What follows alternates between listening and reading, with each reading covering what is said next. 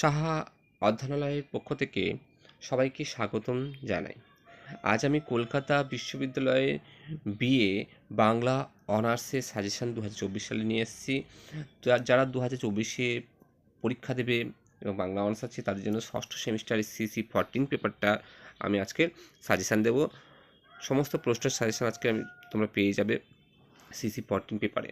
আর এর আগে আমি সিসি 13 পেপার সাজেশান দিয়েছি। যদি প্রয়োজন হয় তোমরা ডিসক্রিপশন বক্সে চেক করে নিতে পারো কিংবা প্লেলিস্ট চেক করতে পারো, সেখান থেকে তোমরা পেয়ে যাবে। ডিসক্রিপশন বক্সের প্রথম দিকেই থাকবে, তোমরা সাজেশানটা দেখতে পারো।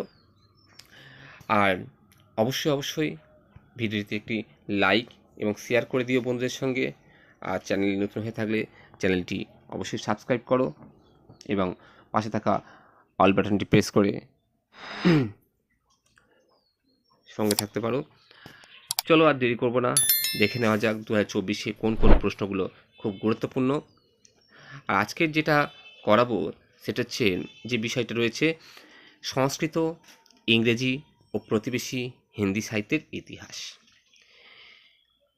প্রথম মডিউলে কি রয়েছে? প্রথম মডিউলে আমরা সংস্কৃত সাহিত্য পাবো। প্রথম মডিউলে রয়েছে সংস্কৃত সাহিত্য। এই সংস্কৃত সাহিত্য থেকে 5 নম্বরে কী প্রশ্ন আসবে, 10 নম্বরে কী প্রশ্ন আসবে দেখে নেব। 10 নম্বরে কোন প্রশ্নগুলো গুরুত্বপূর্ণ দেখো, একটু ভালো করে তোমরা দেখবে। 10 নম্বরের যে প্রথম প্রশ্ন রয়েছে, প্রথম যে প্রশ্ন রয়েছে সেই প্রশ্নটা হচ্ছে এখানে দেখতেই পাচ্ছ, খুব গুরুত্বপূর্ণ একটি প্রশ্ন রয়েছে। আর এই প্রশ্নটা কিন্তু ভালো করে করবে। সংস্কৃত সাহিত্যে গদ্য শাখার সুনিপুণ শিল্পী হলেন বাণভট্ট। মন্তব্যটির আলোকে বাণভট্টের সাহিত্য কীর্তির মূল্যায়ন করো। সুতরাং এই বাণভট্ট থেকে, বাণভট্টটা এই সংস্কৃত সাহিত্যের বাণভট্ট খুব ভালো করে যাবে, খুব ভালো করে। এটা কিন্তু দেখো এতগুলো স্টার দেওয়া আছে, এটা খুব গুরুত্বপূর্ণ প্রশ্ন। এটা থেকে 10 নম্বরেও আসতে পারে, 5 নম্বরেরও আসতে পারে। সুতরাং বাণভট্ট সম্পর্কে, তার নাটক সম্পর্কে কিন্তু ভালো করে জেনে রাখবে, 1 নম্বর। দ্বিতীয় যে প্রশ্ন থাকছে সেটা হচ্ছে জয়দেব রচিত কাব্যটির নাম কি? জয়দেবের কবি প্রতিভার পরিচয় দাও। জয়দেবের গীতগোবিন্দ কাব্যটির প্রতিভা। মনে করো জয়দেবের থেকে হয়তো 10 নম্বর কোনো প্রশ্ন এলো না, তাহলে 5 নম্বর কিন্তু প্রশ্ন আসতে পারে। বলতেই পারেন যে গীতগোবিন্দ কাব্যটির গুরুত্ব আলোচনা করো, কিংবা বাংলা সাহিত্যে, বাংলা সংস্কৃত সাহিত্যে গীতগোবিন্দ কাব্যের গুরুত্ব বিচার করো। এমন ধরনের প্রশ্ন থাকতে পারে। এরপরে যে প্রশ্নটা থাকছে সেটা হচ্ছে উত্তর রামচরিত নাটকটি কার লেখা? তার নাট্যকীর্তির পরিচয় দাও। এটাও খুব গুরুত্বপূর্ণ। এটা ভবভূতির উত্তর রামচরিত, এটাও খুব গুরুত্বপূর্ণ প্রশ্ন। এরপরে যেটা রয়েছে নাট্যকার হিসাবে কালিদাসের কৃতিত্ব আলোচনা করো, এবং তার যে নাটকগুলো রয়েছে সেই সম্পর্কে কিন্তু এটা জেনে রাখবে। প্রথম যে 3টে আছে, 3টের মধ্যে কিন্তু একটা পরীক্ষায় তো অবশ্যই হবে, একটা না দুটোই আসবে, এটা যেন খেয়াল থাকে। প্রথম 3টে কিন্তু ভালো করে যাবে। প্রথম 3টের মধ্যে কিন্তু 2টো প্রশ্ন কিন্তু তোমাদের পরীক্ষায় থাকবে। এবার দেখো 5 নম্বরে আমি কিছু প্রশ্ন রেখেছি। 5 নম্বরে দেখো মেঘদূতম কাব্যটির সংক্ষিপ্ত পরিচয় দাও। তারপরে প্রশ্ন আছে 2 নম্বরে দেখো মৃচ্ছকটিক একটি বাস্তবসম্মত কাহিনীর প্রতিফলন আলোচনা করো। কয়েকটা টিকা দেওয়া আছে, দেখো হর্ষচরিত, মৃচ্ছকটিক, মালতী মাধব, উত্তর রামচরিত, গীতগোবিন্দ, এগুলোর এই কাব্যগুলির গুরুত্ব আলোচনা করতে বলতে পারে আলাদা করে। বাংলা সাহিত্যে বা সংস্কৃত সাহিত্যের গুরুত্ব কি বিচার করো, থাকতে পারে। এবার আমরা মডেল 2 চলে যাব। মডেল 2 আছে ইংরেজি সাহিত্য। ইংরেজি সাহিত্য থেকে দেখো প্রথম যে 2টো প্রশ্ন দেখতে পাচ্ছ, এই প্রশ্নগুলো খুব 10 নম্বর প্রশ্ন, এগুলো কিন্তু খুব ভালো করে করবে। ইংরেজি সাহিত্যে চার্লস ডিকেন্সের জনপ্রিয়তার কারণ কি? ইংরেজি উপন্যাস সাহিত্যে চার্লস ডিকেন্সের অবদান আলোচনা করো। খুব গুরুত্বপূর্ণ প্রশ্ন, এই প্রশ্নটা কিন্তু থাকার চান্স এবছর খুব বেশি। তারপরে দেখো প্রশ্ন আছে 20 শতকের ইংরেজি কথা সাহিত্যে ভার্জিনিয়া উলফের গুরুত্ব বিচার করো। আর তারপরে হচ্ছে ইংরেজি উপন্যাস সাহিত্য ওয়াল্টার স্কটের অবদান আলোচনা করো। এই যে প্রথমটা 1 আর 3-এরটা কিন্তু খুব ভালো করে যাবে, ঠিক আছে? ওয়াল্টার স্কটটা এবছর কিন্তু আসার চান্স সব থেকে বেশি। তারপরে চার্লস ডিকেন্স, এটা খেয়াল থাকে। আর ভার্জিনিয়া উলফ, এটা 5 নম্বরে, এর থেকে আবার 5 নম্বরেও আসতে পারে, এমন নয় যে 5 নম্বর আসবে না। এবং এরা যে সমস্ত সাহিত্য রচনা করেছে তার থেকে কিন্তু সংক্ষিপ্ত প্রশ্ন আসতে পারে। এরপর একটা প্রশ্ন দেওয়া আছে, ইংরেজি সাহিত্যে নাটক সরি নাট্যকার, ইংরেজি সাহিত্যে নাট্যকার বার্নার্ড শ অথবা স্যামুয়েল ব্যাকেটের অবদান আলোচনা করো। এই দুজনের মধ্যে কিন্তু একজন থাকতেও পারে, ঠিক আছে? কারণ একটা তোমার উপন্যাস থেকে থাকবে, ইংরেজি সাহিত্যের উপন্যাস থেকে একটা প্রশ্ন থাকবে, আর নাটক থেকে একটা প্রশ্ন থাকবে, এই দুটো থেকে দুটো প্রশ্ন থাকবে কিন্তু। সুতরাং একটু ভালো করে দেখে যাবে।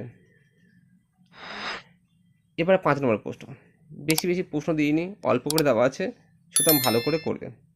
এবারে যে 5 নম্বর প্রশ্ন আছে সেটা দেখো, ইংরেজি সাহিত্যে যুগের কাব্যধারার বৈশিষ্ট্যগুলি আলোচনা করে। এটা কিন্তু খুব গুরুত্বপূর্ণ প্রশ্ন, এই প্রশ্নটা কিন্তু খুব গুরুত্বপূর্ণ। হ্যাঁ, এটা কিন্তু ভালো করে দেখে যাবে। তারপরে ম্যাকবেথ এবং অথবা ওথেলো নাটকের সংক্ষিপ্ত পরিচয় দাও। তারপরে দেখো, ইংরেজি সাহিত্যের ইতিহাসে টি.এস. এলিয়টের কাব্য রচনার বৈশিষ্ট্যের মধ্য দিয়ে তার কবি প্রতিভার সংক্ষিপ্ত পরিচয় দাও। গীতি কবি রূপে ওয়ার্ডসওয়ার্থ এর কবি প্রতিভার পরিচয় দাও। এছাড়া যেগুলো রয়েছে, টিকা, Oliver Twist, Pickwick Papers, Prometheus, Unbound, the Prelude, Man and Superman, Waiting for Godot, Pygmalion নাটক, আর দি ওয়েস্টল্যান্ড, এইগুলো এতগুলো রয়েছে, এগুলো কিন্তু ভালো করে করবে, প্রত্যেকটার গুরুত্ব আলোচনা করবে। টিকাধর্মী প্রশ্নগুলো ভালো করে দেখে যাবে তোমরা। এবার আমরা হিন্দি সাহিত্য আসবো। তৃতীয় মডেলে হিন্দি সাহিত্য থেকে আমি বেশি প্রশ্ন দিই, দেখো তোমাদের 3টে প্রশ্ন দেওয়া আছে, 3টে মাত্র বড় প্রশ্ন দেওয়া আছে, 3টে, আশা করো 3টে তোমরা ভালো করে যাবে। প্রথম প্রশ্ন রয়েছে, হিন্দি সাহিত্যের সমালোচকগণ মহাদেবী বর্মাকে আধুনিককালে মীরা বলে বর্ণনা করেছেন। মহাদেবীর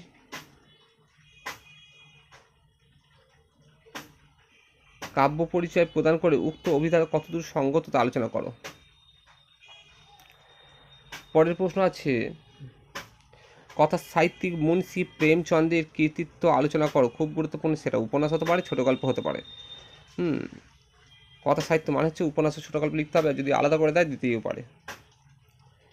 হিন্দি সাহিত্যে ইতিহাসে ভারতেন্দু ও হরিশ্চন্দ্রের অবদান আলোচনা করো। খুব গুরুত্বপূর্ণ, 3টের মধ্যে কিন্তু একটা পরীক্ষা থাকবে। এবারে দেখো, এখানে আমি কিছু প্রশ্ন 5 নম্বর প্রশ্ন দিয়ে দিয়েছি। আধুনিক গদ্যকার রূপে ভারতেন্দু হরিশ্চন্দ্রের অবদান আলোচনা করো। সংক্ষেপে লেখো। সূর্যকান্ত ত্রিপাঠীর রচনা বৈশিষ্ট্য, খুব গুরুত্বপূর্ণ 5 নম্বরের জন্য এটা। হিন্দি কাব্য সাহিত্যে মহাদেবী বর্মা হাতে নতুন রূপ পেয়েছে, আলোচনা করো। এটা কিন্তু খুব গুরুত্বপূর্ণ। হিন্দি সাহিত্যে ছায়াবাদ এর প্রভাব, সংক্ষেপে লেখো। আর এটা আর একটু বেশি ইম্পর্টেন্ট, এই দুটো কিন্তু খুব বেশি ইম্পর্টেন্ট। ছোট গল্প রচনায় ফণীন্দ্রনাথ রেণুর বৈশিষ্ট্য। 5 নম্বরের মধ্যে কিন্তু এই 3টে খুব বেশি ইম্পর্টেন্ট। 5এরটা, 4এরটা, আর হচ্ছে 2এরটা, এই 3টে কিন্তু 5 নম্বরের জন্য খুব গুরুত্বপূর্ণ। আবার বলছি, এটা 5 নম্বরের জন্য গুরুত্বপূর্ণ, এটাও আর এটা, এই 3টে কিন্তু খুব গুরুত্বপূর্ণ, ভালো করে দেখে যাবে। এবার টিকাধর্মী যে প্রশ্নটা এসছে দেখো, আসতে পারে গোদান, দীপশিখা, রামকি শক্তি পূজা, বিদ্যাসুন্দর, ভারত জননী, নিহার, রসুল মিস্ত্রি, চটিকি পকর, মহিলা আঁচল, আর পরতি পরিকথা, এগুলো কিন্তু খুব ভালো করে দেখে যাবে। তাহলে আশা করি খুব বেশি প্রশ্ন নয়, এগুলো ভালো করে যদি পড়ো তাহলে কিন্তু সমস্ত প্রশ্ন কিন্তু কমন পাবে। তোমরা আমার আগের ভিডিও দেখতে পারো, গত বছরের যে সাজেশান দিয়েছি সেগুলো দেখতে পারো, যা তার সঙ্গে অল্টারনেট করতে পারো যে কোন কমন পড়েছে, কতটা প্রশ্ন কমন পড়েছে দেখতে পাবে। তোমার সেখানে সব প্রশ্ন কিন্তু তোমাদের জানা পড়েছে, এবারে তোমাদের জানা পড়বে।